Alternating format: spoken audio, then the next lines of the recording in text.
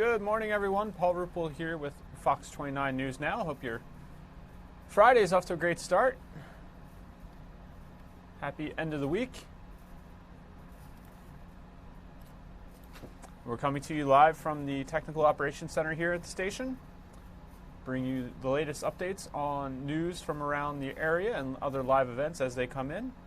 Let's take a quick look at Joint Air Base Andrews, where Air Force One is on the tarmac and ready to take off. The president is headed out of town again today.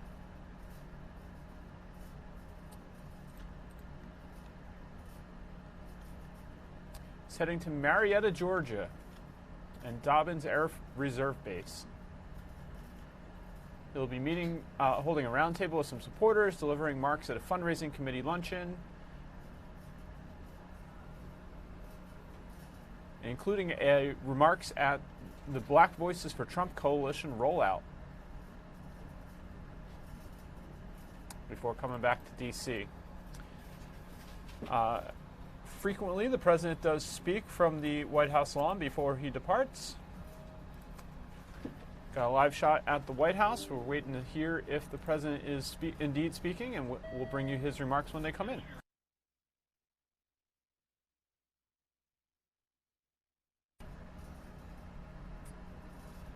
Typically that footage is on tape delay. I do see some tweets indicating that the president is talking to the press outside, so we'll get you to that as soon as possible.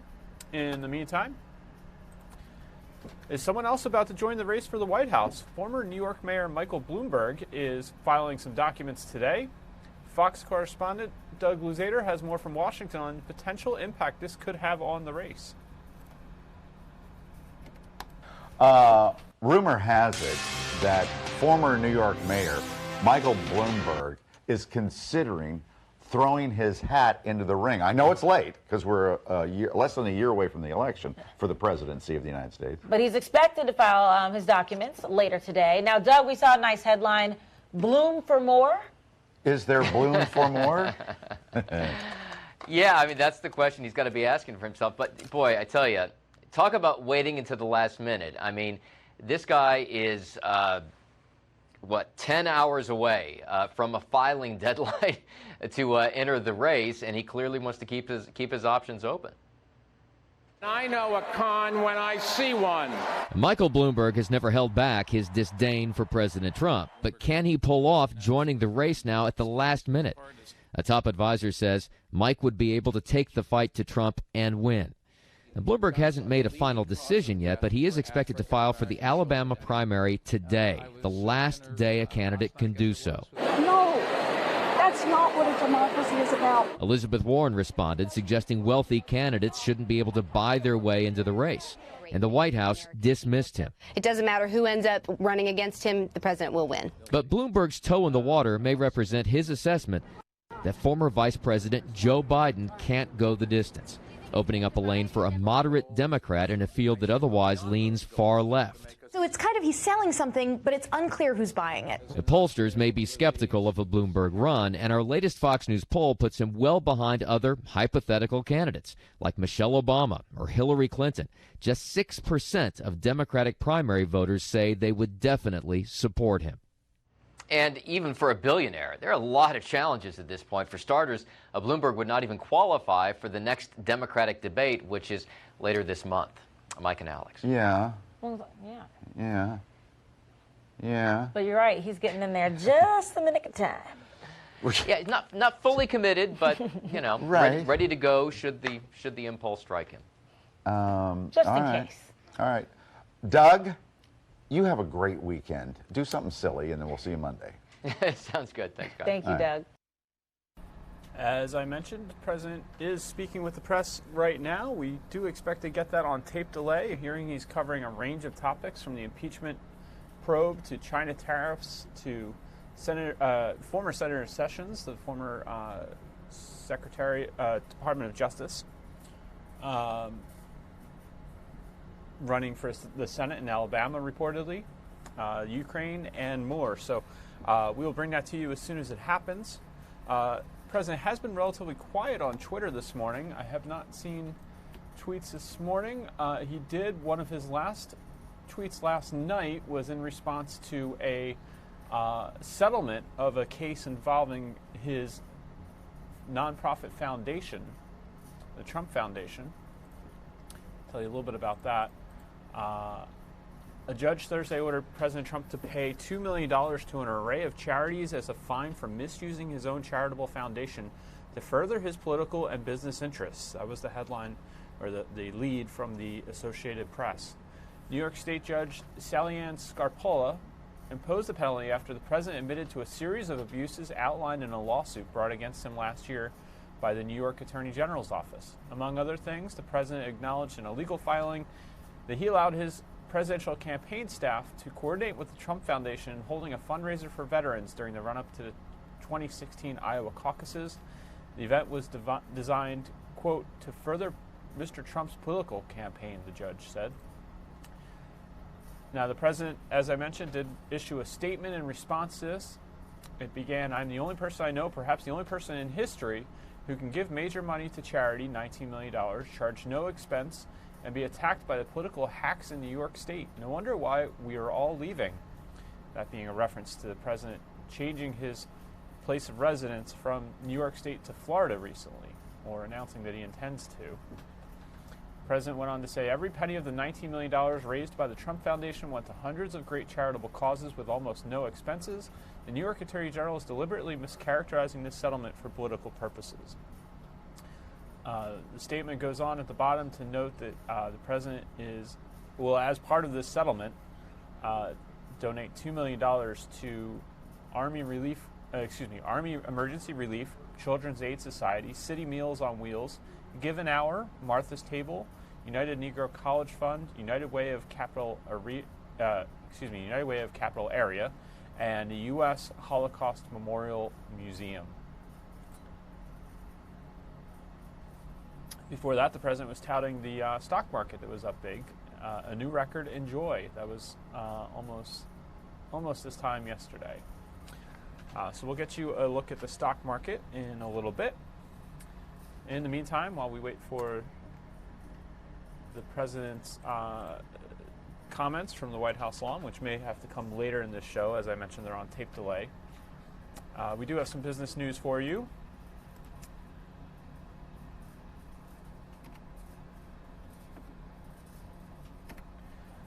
Amazon is offering a discount to military members this weekend. Fox Business Network spoke with us this morning on Good Day Philadelphia about that discount and how you can get it. In honor of Veterans Day, which is Monday, of course, 11/11, Amazon is offering a big discount to anybody who served. Now, we need the details on this, the deets, from one Tracy. Hi, Tracy.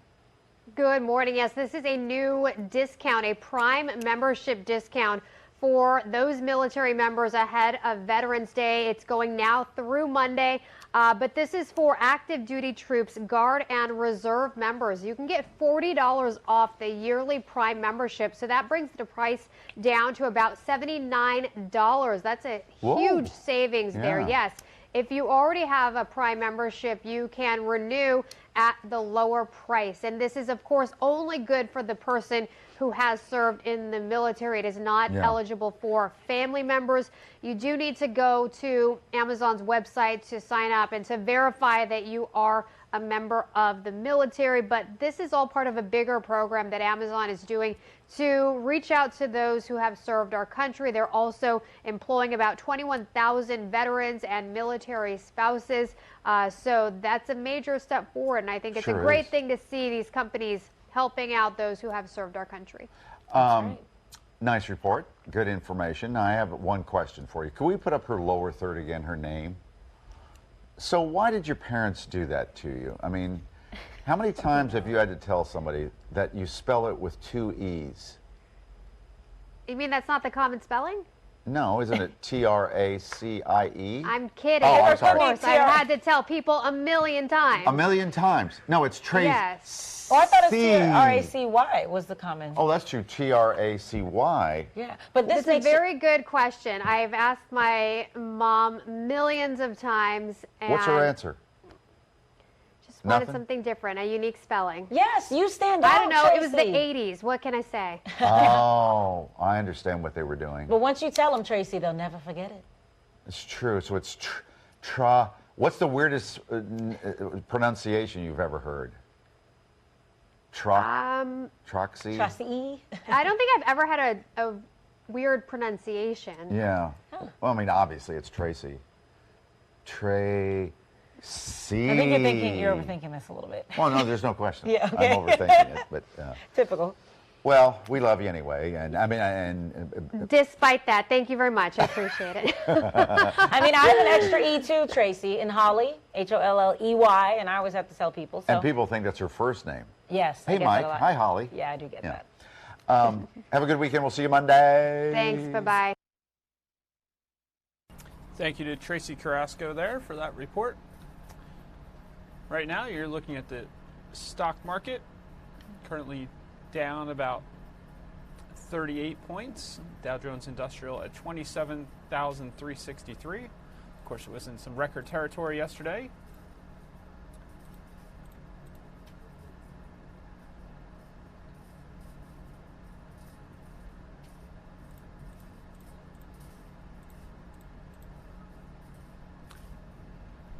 The top story right now on foxbusiness.com, billionaire Bloomberg jumps into 2020 race. How much is he worth?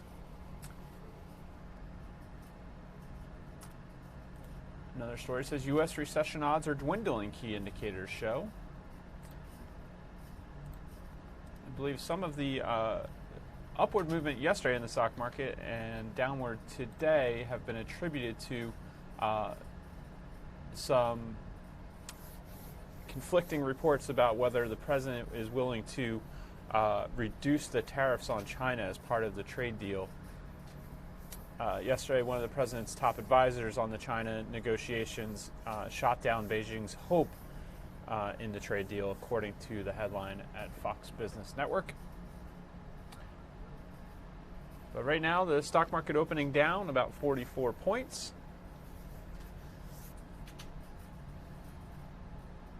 Let's get you to the weather, where we're certainly seeing some changes right now.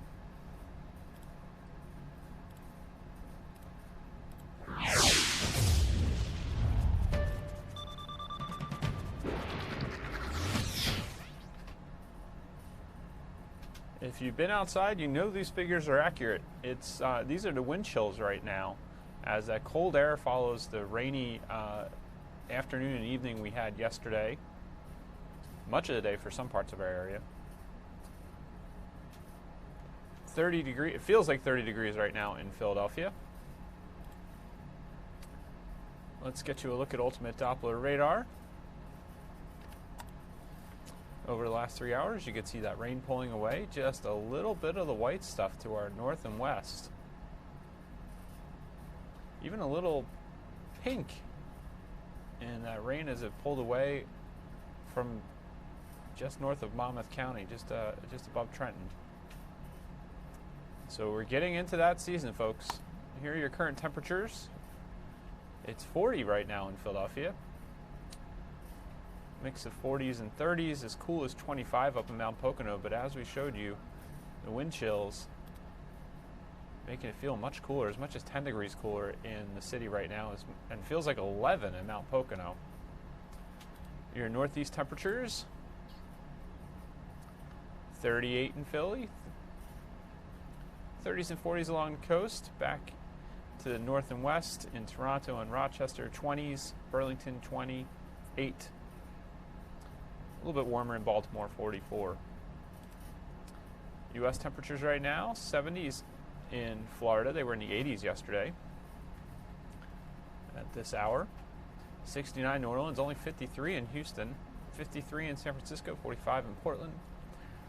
See in the northern plains there and the Great Lakes area, Minneapolis 18, Chicago 19, so definitely some cold air back to the north and west of us.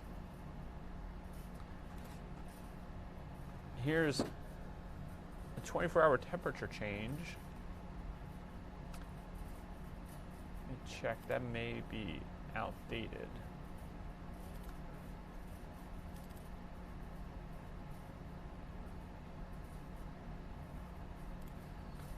Let's move on in the meantime. Your wind speeds. 14 miles an hour in the city. You've got double digits in several places.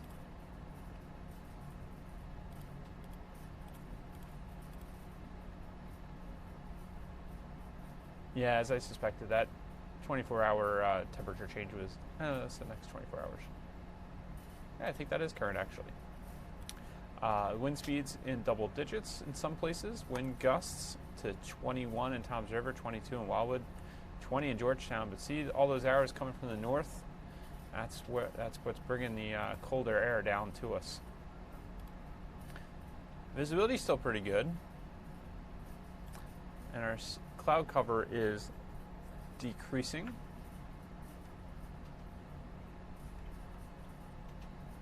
Let's get you a look at the 7-day forecast here. Blustery and cold, just 44 degrees right now. A 7 on our forecast by the numbers. Blustery and chilly 43 on Friday. Overnight low of 35. This should be, let me see if I have the current 7-day for you. Looks like this one's a little bit outdated from yesterday.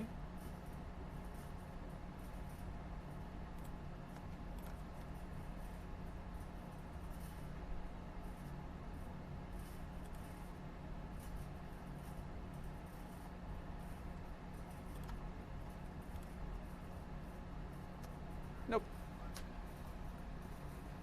I'll just get you, take another look at the wind chills, and I'll get you the latest from Sue here.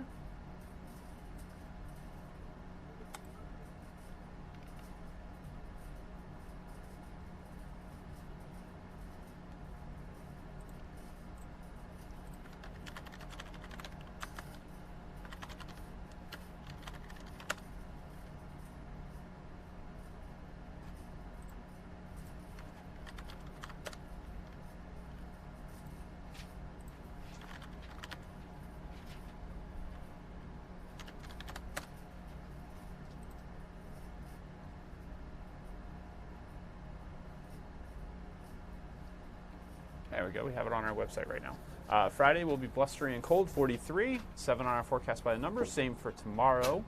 Very cold start, 44. Sunday for the walk to end Alzheimer's. Temperatures rebound to 55 with a low of 34. Monday looks partly sunny, 58. Tuesday, possible rain/snow, 46. Wednesday looks very, very cold at only 36 for a high, and Thursday still chilly at 43. So we're getting a taste of some of the colder temperatures coming our way. Let's take you to live shot of Air Force One. I see that tape is starting to feed in of the president speaking there. Well, the Air Force One is at Joint Base Andrews, and the president spoke on the White House lawn as he was ready to hop on Marine One to go to Air Force One. So we'll get you there as soon as the video is fully in.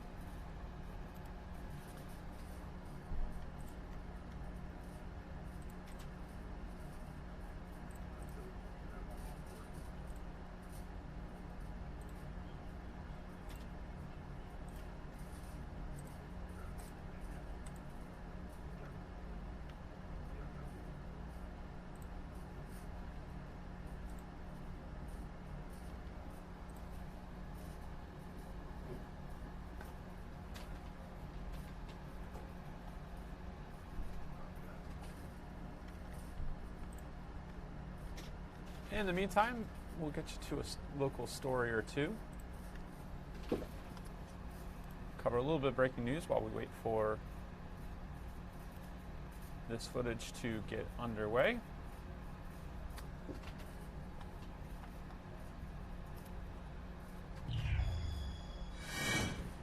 Parents in Montgomery County need to stay alert this morning. Police are still looking for 2 people who tried to lure a child into their SUV. This happened around 4 p.m. Wednesday in Upper Dublin Township. The kid is in elementary school and told police the suspects were driving a black Audi SUV. If you know anything, you're urged to call police.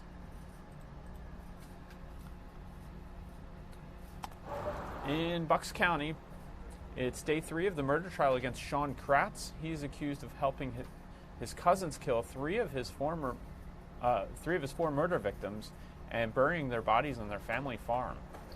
On day 2, the jury heard the awful details of the victims' deaths. Prosecutors say Kratz shot 19-year-old Dean Finicaro and helped his cousin Cosmo DiNardo murder 22-year-old Mark Sturgis and 21-year-old Thomas Mayo. Kratz's attorney says he didn't shoot anyone and was afraid DiNardo would hurt his family. DiNardo confessed to all the murders and was sentenced to life in prison. Both Kratz and DiNardo are expected to take the stand at some point during this trial.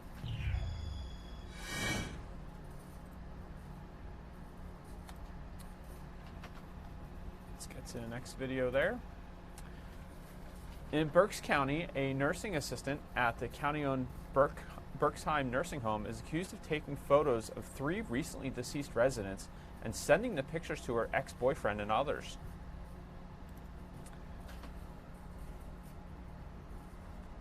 26-year-old Stephanie Thomas is charged with abuse of a corpse. The district attorney says Thomas claimed her ex liked that kind of thing. And according to court documents, investigators also found other nasty photos on her phone, like deer skulls, a dead dog, and an embalmed shark. Some people in the community are obviously disturbed after hearing about the pictures. Just morally, you're taking pictures of somebody's dead relative. I mean, what is the purpose? I can't grasp that. I think she should be, fully prosecuted to the highest. That's my personal thing. It makes me sick.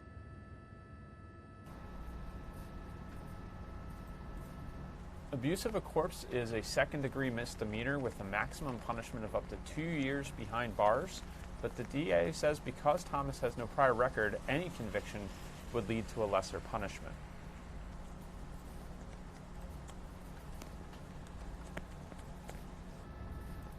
In Chester County, police are warning about kids riding their motorcycles into oncoming traffic and playing chicken with drivers. Officers released this screenshot from video recorded in the Chesterbrook section of Tredyffrin Township, where police say it is where it's happening. Police are urging drivers to be alert and for parents to tell their kids that this kind of behavior is both illegal and dangerous.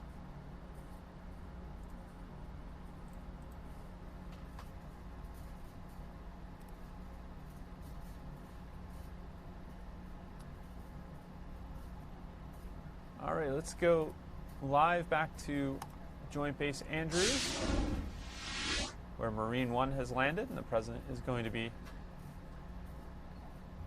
exiting and headed over to Air Force One. We'll watch and listen for a couple moments.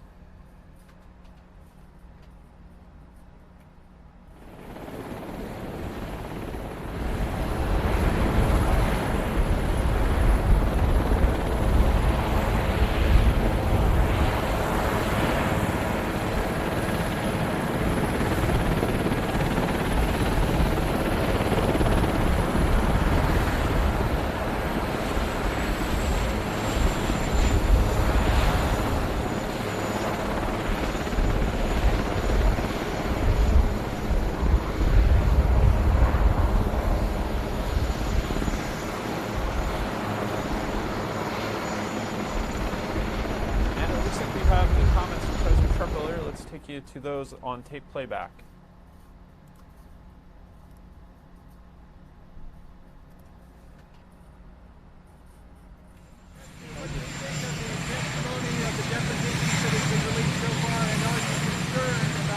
I'm not concerned about anything. The testimony has all been fine. I mean, for the most part, I never even heard of these people. I have no idea who they are. They're some very fine people. You have some never-Trumpers. It seems that nobody has any first-hand knowledge. There is no first-hand knowledge. And all that matters is one thing, the transcript.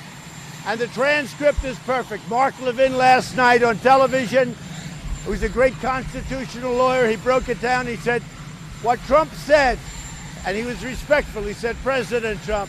What President Trump said was perfect on the transcript. What he said on that telephone call with the president of Ukraine was perfect.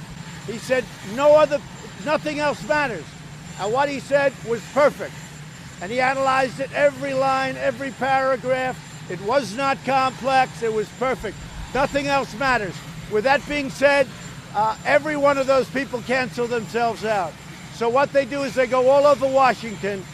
Let's find the 10 people that hate President Trump the most, and let's put them up there. Now, in some cases, they really turned out to be very much honest and fair, but in no cases have I been hurt.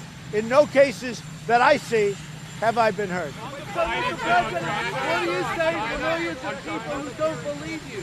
What do you say to the millions who don't believe you? Well, they shouldn't be having public hearings. This is a hoax. This is just like the Russian witch hunt. This is just a continuation. When you look at the lawyer for the whistleblower, I thought it ended when they found out that the lawyer was so compromised. I mean, the lawyer's the bad guy. So you look at that, I thought that was the end of it. No, this is just a continuation of the hoax. It's a disgraceful thing. In the meantime, we've got the best markets we've ever had, stock markets. We have the best unemployment numbers we've ever had. We have the best employment numbers we've ever had.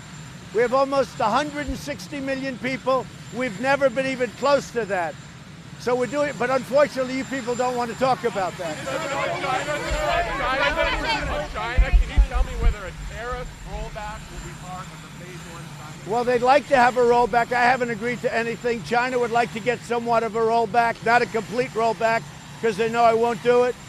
But we're getting along very well with China. They want to make a deal. Frankly, they want to make a deal a lot more than I do. I'm very happy right now. We're taking in billions of dollars. I'm very happy. China would like to make a deal much more than I would. Mr. President, will you endorse Jeff Sessions in his Alabama Senate run? Well, I haven't gotten involved. I saw he said very nice things about me last night, but we'll have to see. I'll have to see. I haven't made a determination. Yeah, go ahead. I don't even think about it. Mr. President, so what do you say to the millions of people who just don't believe you, that you have something and that your transcript shows that you did something wrong? What do you tell them? Well, I'll tell you what, it's a very simple thing. I had a very good call with the president of Ukraine. I assume that's what you're talking about. The call was perfect. Now, thereafter, I have a second call, what nobody knew about, and I guess they want that call to be produced also. You've heard that, John. So I have a second call. I had a second call with the president, which actually I believe came before this one. And now they all want that one. And if they want it, I'll give it to them. I haven't seen it recently, but I'll give it to them. But I had a call before this one with the president of Ukraine. I understand they'd like it, and I have no problem giving it to them. I have no problem. Mr. President, on the Biden, did you ask Bill Barr or anyone in your Department of Justice to investigate the Bidens? And if not, you didn't ask them, why would you ask the President of Ukraine to do something you weren't willing to ask your own Justice Department? We are looking for corruption. We're giving hundreds of millions of dollars, and we're looking for corruption. And all you have to do is take a look at Biden, and you'll see tremendous corruption. Because what he did is quid pro quo times 10. And let me just say, be quiet. Quiet. Did you ask your DOJ? Quiet. Quiet. Did you ask the DOJ? Are you ready? Yes, I never sir. spoke to him about anything. It's up to Bill Barr. Bill Barr can do whatever he wants to do. But I saw the same tape on television, and the tape shows that Joe Biden is a crook. He's 100% crooked. And the fake news, which is you, you don't want to do anything about it. His son walked out with millions of dollars from Ukraine, millions of dollars from China. He doesn't know anything. He walked away with a stash. It's a corrupt deal. It's a corrupt enterprise. And if the press did it right, it's a hell of a story.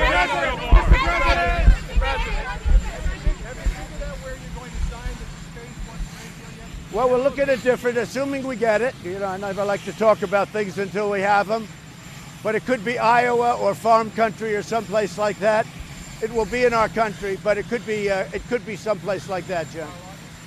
No, I don't think so. I think we'd go more to the Farm Bill. No,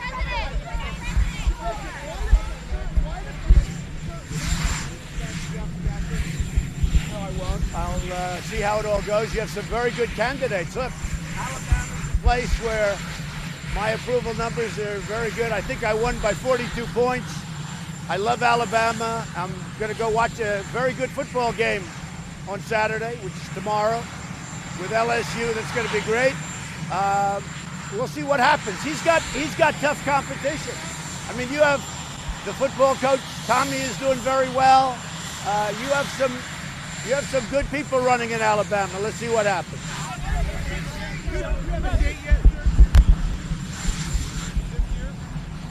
We'll see what happens. I mean, we'll see what happens. We're getting along very well.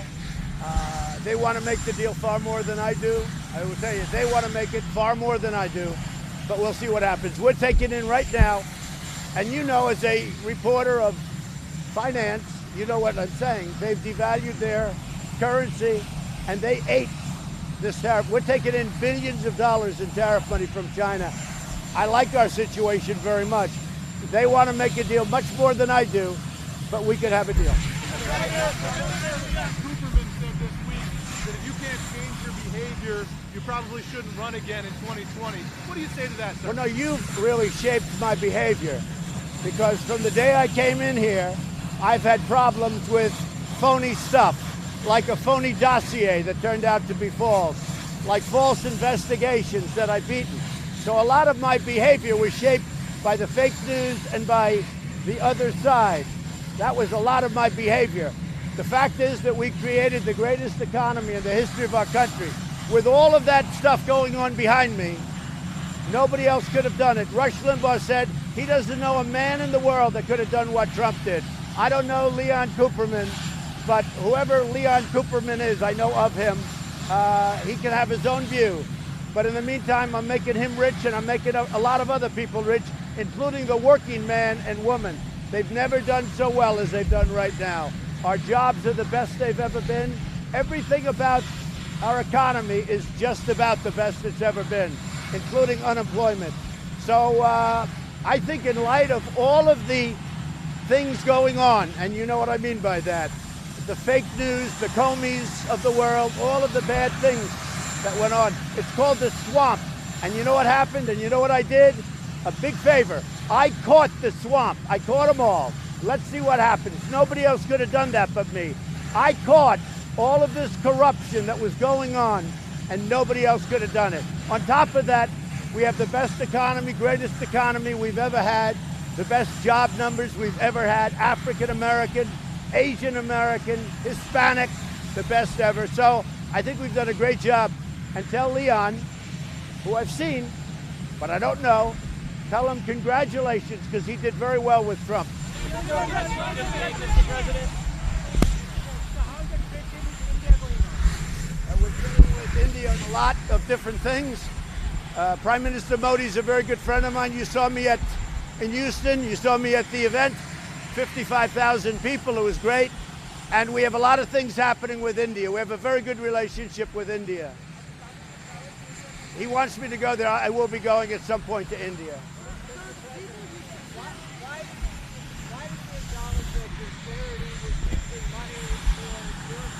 My charity was great. I gave a lot of money away. I was sued because in New York it's a hornet's nest and they sue you for anything. And yet on a really bad thing, if you look at that Clinton charity, they left her alone. That's one of the reasons people leave New York. I gave away $19 million. I took no expense. I took no rent. I took no fees. I took no nothing. 100% of that money was given away.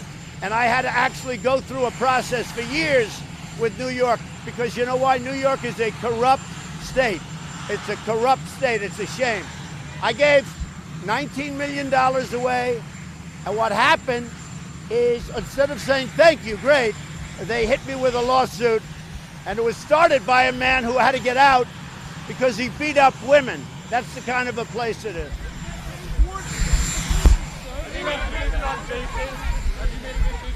We're going to be coming out with a very important position on vaping. We have to take care of our kids, most importantly. So we're going to have an age limit of 21 or so.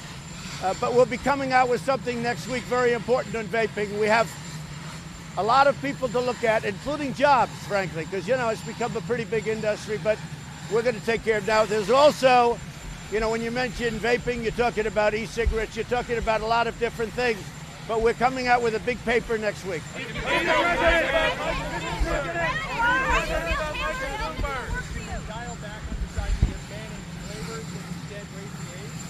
We're talking about the age. We're talking about flavors. We're also talking about keeping people working. And, you know, there are some pretty good aspects, but we're coming out, we're very close to a final report, John, and we'll be giving it next week. Because the industry does support raising the age, but they don't like the Yeah, we're going to be raising the age. We will be doing that. Can I just come back to the first transcript of the call with Zelensky from April 21st? It's my understanding that the White House counsel isn't particularly keen to release that. Will you overrule him? Well, they don't want to give all this information on a scam. It's a witch hunt. I'm okay with releasing it. It doesn't bother me. I know what I said. It was fine. But no, they do want to have the second call, which is really the first call, the one before this. I had a call. I'm sure it was fine. I mean, you know, I make a lot of calls. But I have no problem releasing it. I'm very transparent. Nobody is more transparent than I am. And if I wasn't, and if I didn't release it, it would have been a problem. Because the fake whistleblower said something about the call, many things that were wrong. When the whistleblower came forward, he talked about this horrible call. It turned out to be a perfect call, as I say. Mark Levin said this was a perfect call. So they lied. They lied. The whole thing is a scam. This is a scam by the Democrats to try and win an election. Now they want my first call. I have no problem giving it to them, other than I don't like giving calls to the media when I'm dealing with foreign nations. But I will give it if they want it. Mr. President, Gordon Sondland said at the beginning of September he presumed there was a quid pro quo. Then there was a telephone call to you on September the 9th. Had he ever talked to you prior to that telephone call? Let me just tell you, I hardly know the gentleman, but this is the man who said there was no quid pro quo. And he still says that. And he said that I said that. And he hasn't changed that testimony. So this is a man that said, as far as the president is concerned, there was no quid pro quo. Everybody that's testified, even the ones that are Trump haters, they've all been fine. They don't have anything. But now they want the first call with the president of Ukraine. If they want it, I'll probably give it to them, but they really want it badly.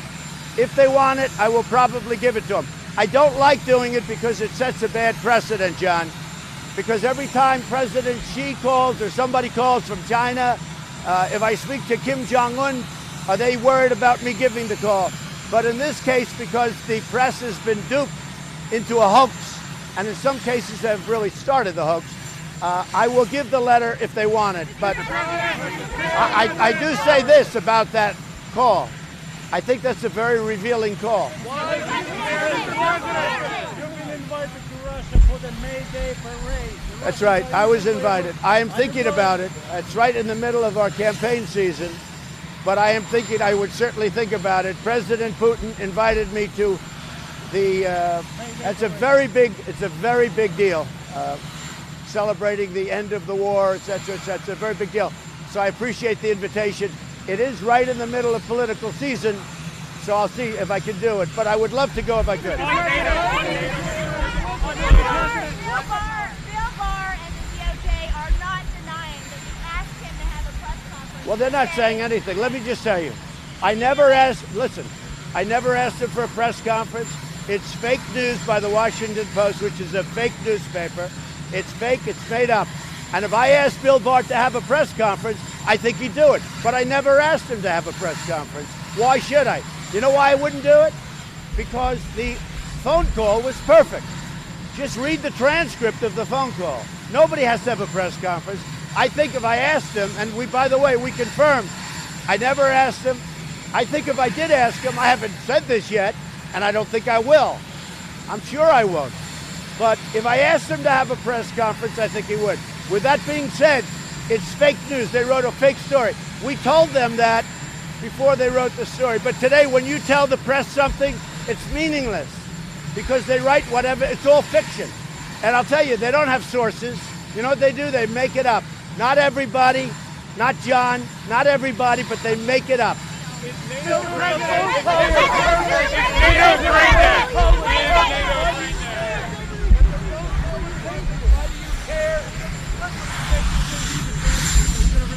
Transcript as well? What they want is they want my first phone call. I had another phone call, and it's a very important phone call. And it came to my attention last night that they want the first phone call. Now, the problem I have in releasing the first phone call, because that was actually the second phone call, and it's a perfect call. But they found out there's another phone call, and that's the first phone call. And they want it released, and we're considering that. How about the 10th phone call? Which one? That I don't know. I don't know about any calls. I mean, I have no problem. It's up to Mike, but I have no problem.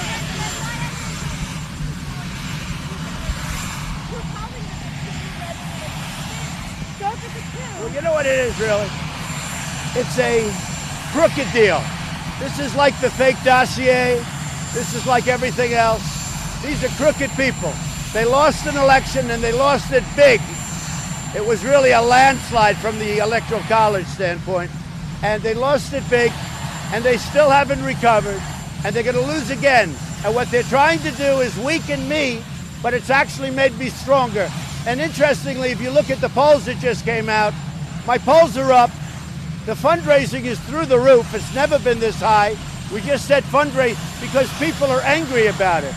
And it's made Republicans and people that vote for me, not just Republicans, really angry.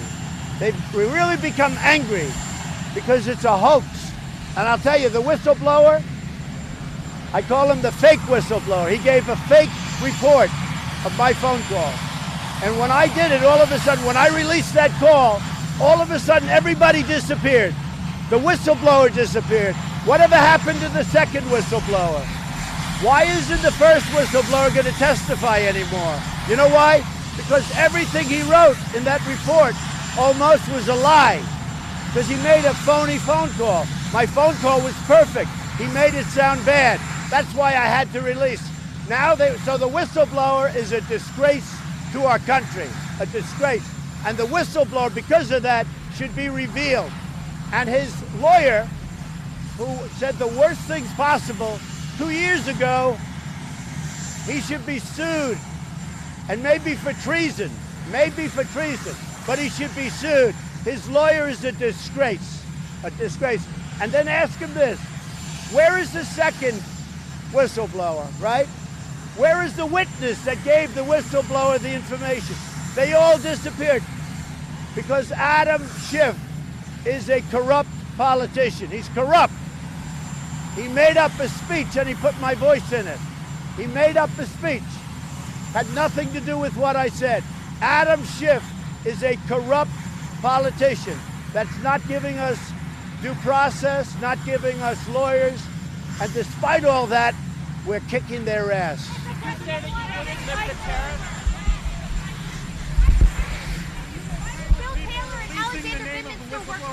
Every one of those people testified absolutely fine for me. They've gone out and they've gone out of their way to find the people that hate Donald Trump, President Trump, the most. They put them up there. Everybody's been absolutely fine. And they have, I don't even know most of these people. Many of these people I've never even heard of. So what Crooked Schiff is doing, he's a corrupt politician. What this corrupt politician does, he looks all over, tries to find people that don't like Trump, and he puts them up. We are winning so big. My polls are the highest they've ever been. I'm leading in all of the states, every swing state. The fundraising numbers just came in. They're the highest, I think, in history. I don't think anybody's ever had.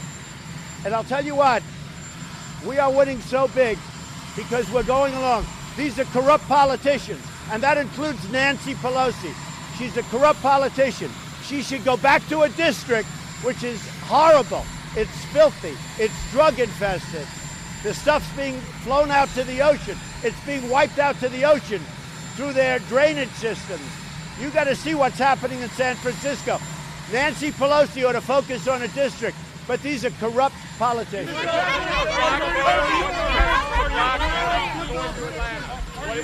We're going to Atlanta. We have a, as you call, black vote, but this is really, we're doing very well with African Americans. I think a big factor is the fact that they're having the best economic year they've ever had in the history of our country. And we're going there. We've been invited, and it's going to be, I think it's going to be fantastic. Can you you beat Michael Bloomberg? He's a real So I've good. known Michael Bloomberg for a long time. If you go back early on, he said a lot of great things about Trump. But I know Michael, he became just a nothing. He was really a nothing. He's not going to do well, but I think he's going to hurt Biden, actually. But he doesn't have the magic to do well. Little Michael will fail. He'll spend a lot of money. He's got some really big issues. He's got some personal problems, and he's got a lot of other problems. But I know Michael Bloomberg fairly well. Not too well, fairly well. Well enough. He will not do very well. And if he did, I'd be happy. There is nobody I'd rather run against than little Michael. That I can tell you. The Democrats say that by keeping White House officials from going up to give depositions, that's evidence that the White House is obstructing and could lead to an article of Well, they're impeachment. making it up. First of all, this whole thing is a phony deal. It's a phony setup. When you look at the lawyer that got it started, the whistleblower lawyer, he got it started. It's a phony deal. These Democrats are corrupt. Nancy Pelosi is a corrupt politician.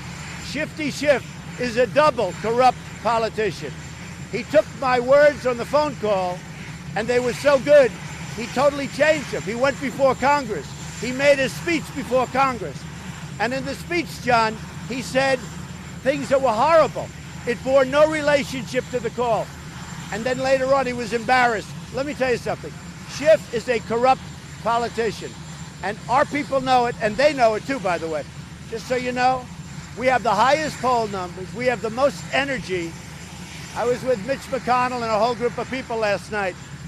And I was with leaders of faith and evangelical leaders. They said they have never, all of them, they have never had the energy that we've had and we have now in the Republican Party and beyond the Republican Party. People that were Democrats and they're for Trump. And we've never had the poll numbers. Can you explain, just so that people understand, why you are not allowing people like Mick Mulvaney and others to comply with subpoenas? I don't want to give credibility to a corrupt witch hunt. I'd love to have Mick go up, frankly. I think he'd do great. I'd love to have him go up. I'd love to have almost every person go up when they know me. What I don't like is when they put all these people that I never met before, when they put the head of the Never Trumpers on the stand. And even those people were okay. They were fine. Those are the people I never even heard of. The people that I know, I would love to have them go up. Now, the rest is up to the lawyers. I have to do what the lawyers say to a certain extent. Not always, but, you know, to a certain extent. But I will tell you, I like to have the people go up. Except one thing, it validates a corrupt investigation. Adam Schiff, he's a corrupt politician. He's as corrupt as you'll ever see when he makes up my words and reads fake words to Congress. And he acts so innocent. He's a corrupt politician. Okay, thank you.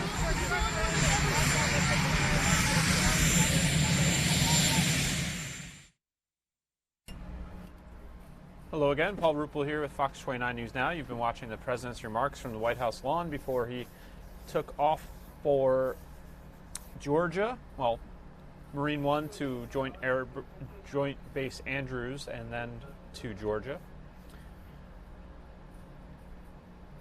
President covering a long range of topics during that interview with the press there. It would be interesting to see a list of the people the president called corrupt during that session. Among them, Congressman Schiff, multiple times. Nancy Pelosi, the state of New York,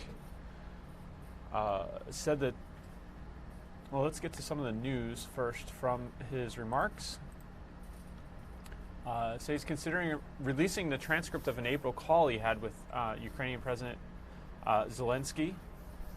I believe some of the reporting on that call is that it was a short congratulatory phone call, so that's what I believe is out there about that call, which apparently occurred before the July 25th call that the president has already released the transcript for. He said that a lot of the folks who have come forward don't have any firsthand knowledge. Said that Congressman Schiff has been trying to find or found the 10 people who hate Trump the most to put them up for testimony. Other news coming out of this availability, the president saying that former New York Mayor Michael Bloomberg, who is reportedly getting into the Alabama presidential contest on the Democratic side, said President Trump said that Bloomberg will fail if he joins the White House race, and referred to him multiple times as Little Mike.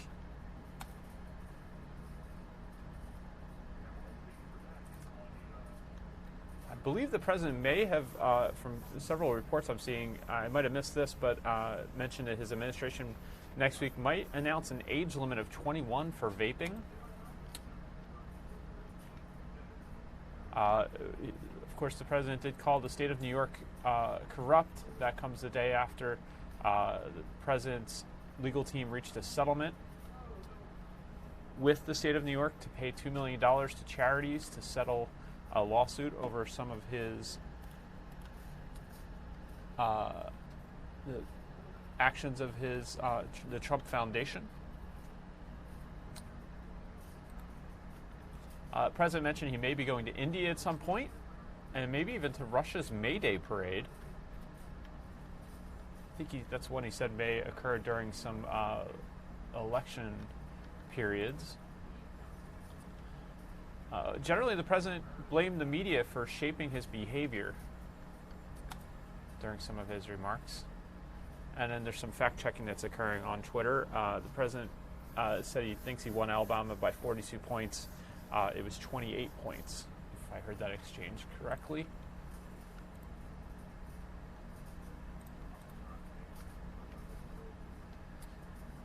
So lots of topics covered there. This is footage from earlier of Air Force One taking off from Joint Base Andrews. We'll continue to follow these stories on fox29news.com and, of course, on the Fox 29 News at 5, 6, 10, and 11. Let's get you to a few more local stories. We still have the packages from two of our reporters this morning as we come back to local news.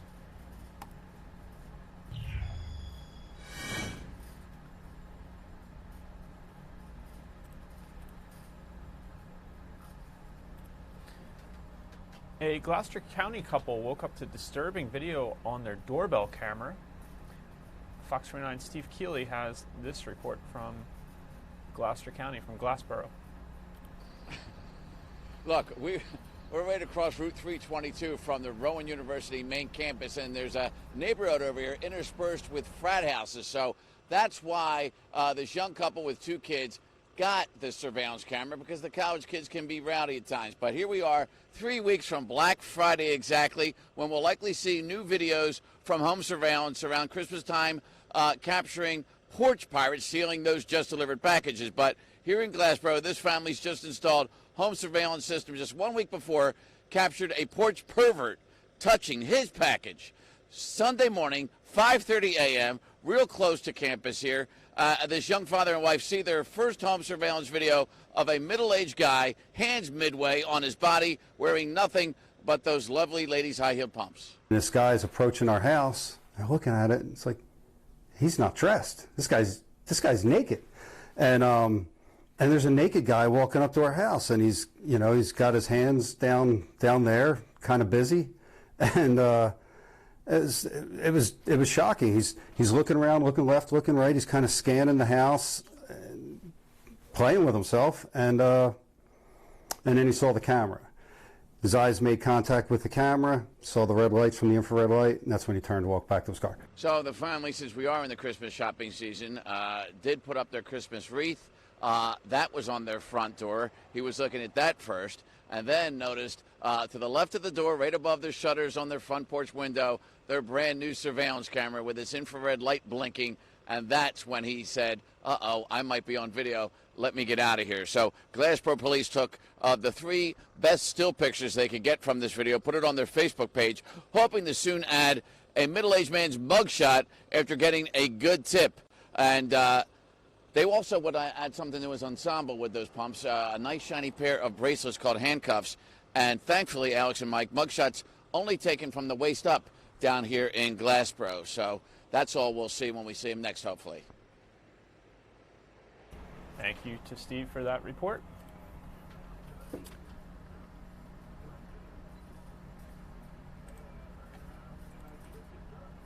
Our Sabina Kriakos was in Rhawnhurst this morning to cover this story. Actually, she's outside the Rhawnhurst covering a story from the Rhawnhurst section of Philadelphia. A 14-year-old is in custody in connection with the murder of an animal activist found dead earlier this week. Here was Sabina's report on that arrest. Speaking to reporters right outside of police headquarters this morning, Acting Commissioner Christine Coulter says it was a 14-year-old girl's family who recognized her on that surveillance video taken inside of the victim's home. They're the ones that reached out to attorneys and arranged her surrender to homicide detectives yesterday. She is the person, we're told, seen in pink on video inside 60-year-old Al Chernoff's Algon Avenue home earlier this week. Chernoff, an animal rights advocate, found brutally beaten, tied to a bed with what police can only describe as a massive head wound. The police commissioner says the teenager is not under arrest and is considered a person of interest. She is treading very lightly here as she gives us details of this crime and the person in custody. It's not an arrest yet. There have been no charges approved. I'm not sure where they are in the investigative interview or if there's the cooperation, but the person of interest is in our custody. We're just grateful that the person did come in, that the opportunity will be there to really find out what happened. It's extremely troubling. It was a very brutal murder, and to think that there was, anybody doing this but a child, but then you have to look to why did this happen, and that's what the investigators are going to attempt to find out. Still a lot of puzzle pieces missing in this case, including what that 14-year-old must have been doing at the home of the 60-year-old victim. Right now, police have not said what the connection between the two might have been or what the motive in Chernoff's motor may have been. Now, if they end up charging her, they're also going to have to prove how a 14-year-old girl could allegedly restrain and brutally beat a fully grown, muscular man. But again, the commissioner is saying she is a person of interest, the 14-year-old, not a suspect. However, authorities are not looking for anybody else in connection with this case. We are at the Roundhouse. Sabina Kriakos, Fox 29 News. Back to you. Thank you to Sabina for that report. We do have an announcement, retirement announcement in today.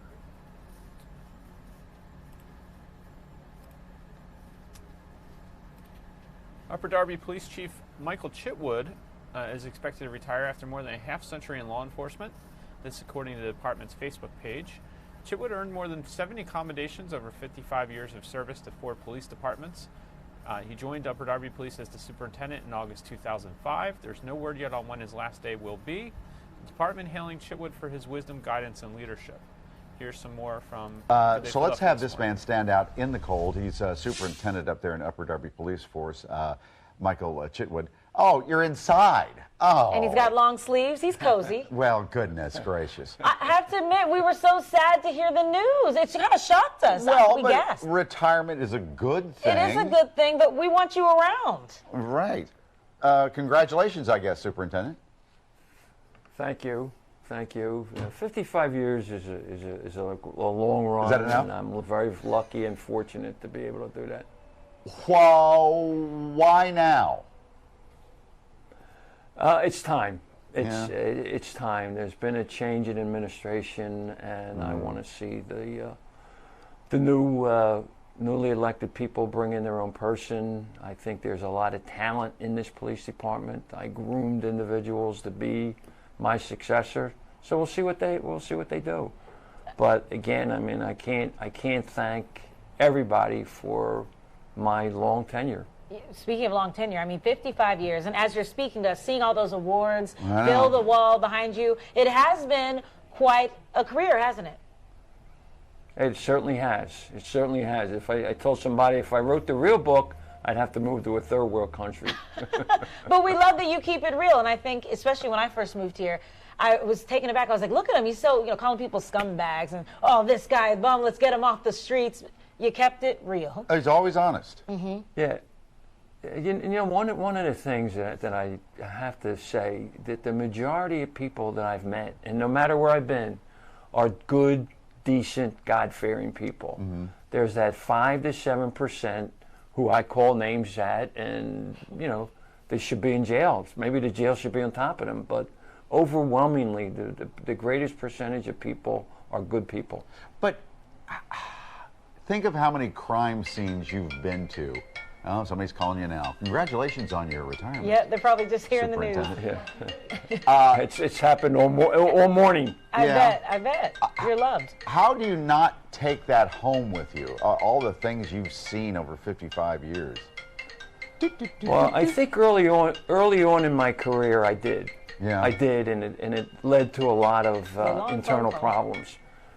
But you know, what has happened is over the years, you become like a doctor. You know, Yeah. I've been a police chief for 30 some years in 3 different locations. So you learn that you have to interact with people in a more positive way, and that's one of the things that I try and impart to my officers is treat everybody the way you want yourself and your family treated. Well, you've certainly done 95% of the time, 95% of the time you're going to win.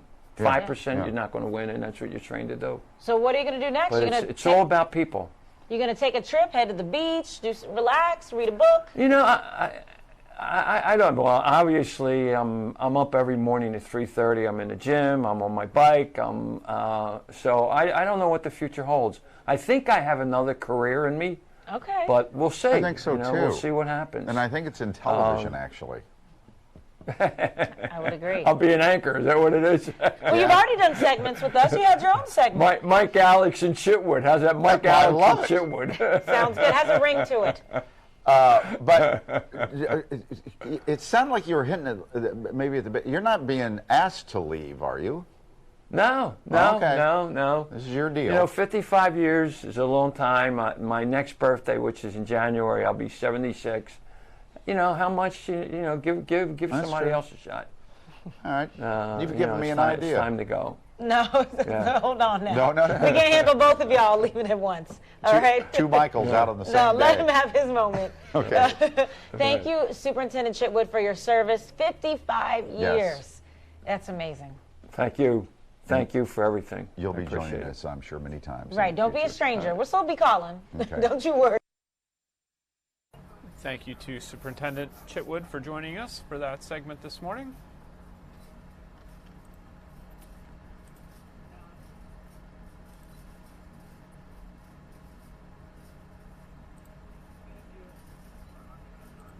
As we take another look at the Benjamin Franklin Parkway there.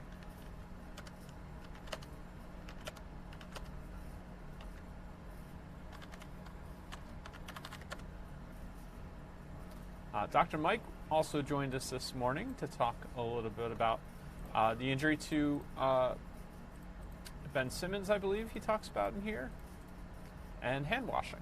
Let's watch that segment. This next story is up your alley. You will cringe. Okie dokie. All right. And folks at home, you better get ready for this one. I don't even know if I want to read it. A man finds out he used to have some pain in his ear. It was bothering him. Scratching in his ear, deep in his ear. He found out it was cockroaches that had made a home inside of his head.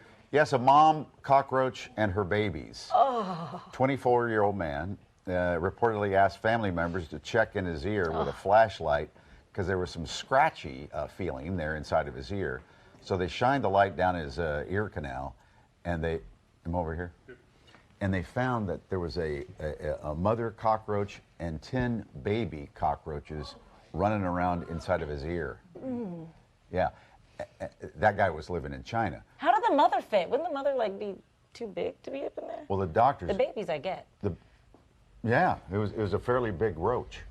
Took it out with tweezers. Oh. Don't come on.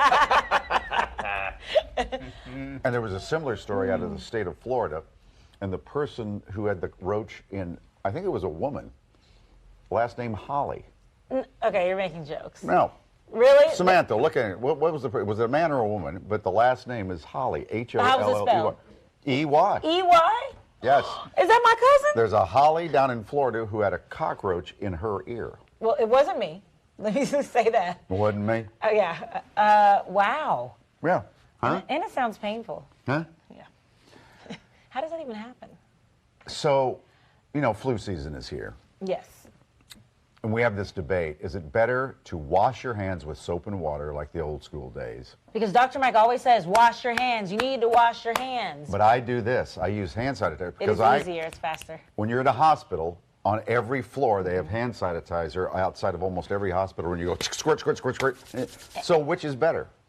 Soap and water, folks. You have to use soap and water. You can use sanitizer when there's no soap and water around. It's better because for 20 seconds, you're getting all of the debris and grime off your hands. You're getting it from under your fingernails. It's much better. Now, I'm not saying that sanitizer doesn't have a role. I was going to say, then why is it in hospitals and doctors' offices? Yeah, well, because why there's a lot of germs in hospitals.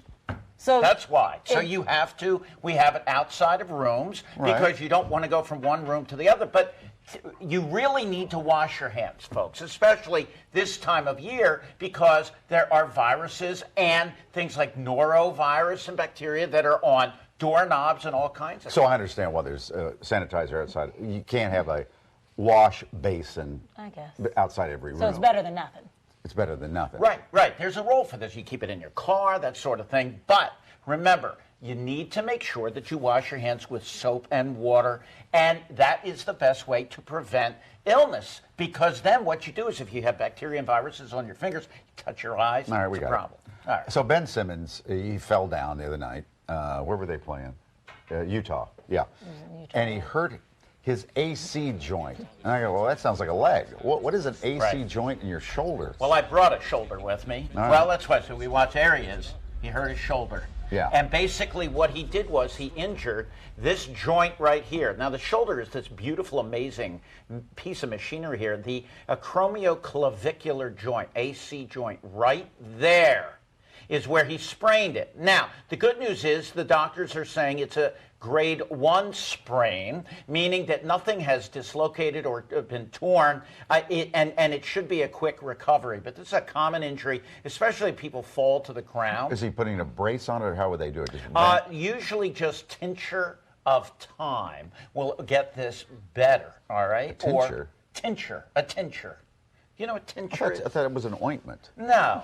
A tincture just means a little bit. Oh. It's an old school thing. Just say a little bit. You're old school. Yeah. A little bit. I'm Mike Tincture. What's the weirdest thing you ever pulled out of somebody's ear? A spider. Really? Yeah. So how do the bugs get in there? When you're sleeping or something, they crawl in? Yeah, they crawl in. It's a nice warm I read the area. story. He had a habit of leaving food by his bedside. No, I'm not kidding. That was in the story. And so the roaches would get on the food and they would crawl up onto the bed and then inside of his ear. If you think about it, it's it's like Club Med. It's warm. Sure it is. It's cozy. Yeah. You can have a family there. Yeah. Yeah. We should open a resort called All Ears. I'm all ears. Okay, thanks, Dr. Mike. I'm looking about as uncomfortable as Alex looks at the end of that segment. Let's get you one more story from Good Day Philadelphia this morning. A knock at the door. It's a sound no military family wants to hear. This morning, 2 Gold Star families share their story of love and loss and how they persevered through the pain. 8:31. I guess you could call it's a moment when time kind of stands still for you. And it's one that starts with a knock at the door. Both Ryan Mannion and Heather Kelly have experienced it. For Ryan, it was back on April 29th of 2007, the day her brother, Marine First Lieutenant Travis, was killed. She was attending a family barbecue when members of the military showed up with the devastating news. The Doylestown, Pennsylvania native was killed along with several fellow Marines while searching a suspected insurgent house in Iraq. And it was a similar story for Heather Kelly. She lost her husband, Marine First Lieutenant Robert Kelly, back on November 9th of 2010 in Afghanistan. It was his final deployment. Sadly, her knock at the door came at 3 a.m. while Heather was living in California. So Ryan and Heather share their heartache and the pain and how they persevered in their new book, which is called The Knock at the Door. 3 Gold Star families bonded by grief and purpose. Ryan and Heather, welcome. Thanks for having us. Good to have you here. So, I mean, I'm sure that it's a memory that will never go away. Tell me about your knock at the door. My knock at the door came on Sunday, April 29, 2007. We had a family barbecue happening, so you know, it was a tragedy and a blessing at the same time that we were surrounded by our friends and family, and they were able to support us in the immediate aftermath. But it was meant to be a joyous occasion. It was a family getting together. Absolutely, yeah. Heather, how about you? For me, it was in the middle of the night at 3 o'clock in the morning, and the Marines came to my door and woke me up. You know, I was fast asleep, and you know, you welcome them into your living room. Is it a blur, or do you remember specifically what they said and how you felt in that moment? You kind of remember bits and pieces. Right. You know, it's of course a complete shock. You kind of have to put that thought out of your head. And But do you know? It's 3 o'clock in the morning. Yeah. They're in uniform. The person informed. You know when you open that door, don't you? Yeah, Why they're there. I think for a moment you want to tell yourself, Please no. it's not. It's that they need to find somebody else, or maybe it's just an injury. But you know, yeah, it's very strict protocol with the military. You know what I like about the book, though? You don't have to be a member of the military or in a military family to get some advice from you. Because I like how in you the put book. it. You say everyone will get their knock at the door. Absolutely, and you know, and that's why we wrote this story for Heather and Amy, our other co-author, and myself.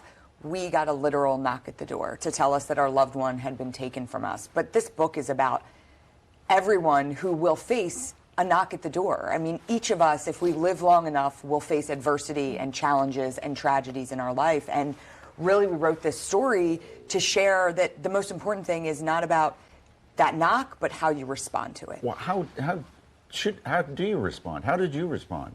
Well, you know, we're very candid in the book to say, you know, we didn't right away say, we're going to live a life of purpose. You know, we've had highs and lows, and it's taken me 12 years to be able to reflect. But the fact of the matter is I wake up every day with a sense of gratitude and appreciation for the short time that we have in this world. And Heather operates through humor. And, you know, she uses humor as a way to help her cope. And so there's a lot of different takeaways that everyone can kind of learn how to channel their grief, how to learn to channel through their adversities. Yeah. So Heather, was that what it was for you that kept you going? Yeah, I mean, that was one of the earliest ways that I was able to cope, and I talk about it in the book. My brother-in-law and I, you know, you have to have those moments of humor where you can kind of laugh instead of cry, and that was what helped get me through at the very beginning, for sure. Was your husband funny? Yes, very, absolutely. In what way? He was pretty sarcastic. Oh, good. And I actually, love that. He would test out jokes, and he said I was his toughest critic. So if I could laugh at a joke, maybe it was a good one. Were they like puns and stuff? Yeah. Okay. I understand. Ryan, for you, tell us about your husband, what he was like. A brother. Brother. Sorry, Yeah, excuse brother, me. Sorry, Travis. brother. So Travis grew up right here in the That's Philadelphia right. area, graduate of LaSalle College High School. We grew up right in Doylestown, Pennsylvania. You're still and there, Doylestown? I'm still there. Good. And, you know, we loved growing up in this area. And Travis went on to the Naval Academy and then followed in my dad's footsteps. My dad's a retired colonel in the Marine Corps. Yeah. Entered into the Marine Corps after the Naval Academy. And, you know, personality-wise, he was also a pretty sarcastic, humorous guy and loved to have a good time. And, you know, I love being around the Philadelphia area because it always, there's so many memories of things that we did here together Sure. and times we experienced. You know, some people, we all have people die that we loved in our lives. And some people can never get over it, can never move on from it. What advice would you give them? Well, I think, you know, I don't think you ever stop grieving. You know, Yeah. I have people say to me that have lost a loved one, like, when does it end? Well, it doesn't really end, but it changes. Yeah. And I think the best that we can do is, you know, for us, we always say we want to live lives worthy of their sacrifice, Sure. of Travis and Brendan and Rob's sacrifice. But I think that the best thing we can do is be the best version of ourselves for the ones that have gone Would you before agree us. with that, Heather? Absolutely. And don't wait until you've lost that loved one or that had that moment in your life. Be the best version of yourself now. Yeah. Well, I want to hear more from you, ladies. You guys are having an event. You're going to be speaking in Doylestown. Tell us about it. When can we go? Tomorrow at the Doylestown Bookshop, we're going to be doing an event at 3 o'clock. We'll be doing a reading and a Q&A to begin, and then a book signing afterwards. Oh, that's great. bookshop Yeah, on we're Main super Street. excited. I have a feeling it's going to be a big turnout. I hope Yeah. so. I know so. Okay. Thank you both. So much. Thanks so much for having sharing us. your stories. And we'll be right back. Thank you to both of them for joining us and talking about their loss and how they're dealing with that and their experience. We appreciate them and the service of their family members. I want to thank you for joining us today on Fox 29 News Now. We're with you Monday through Friday, weekdays after Good Day Philadelphia and the after show. Have a fantastic weekend, and we'll see you back here on Monday. Thanks again for watching.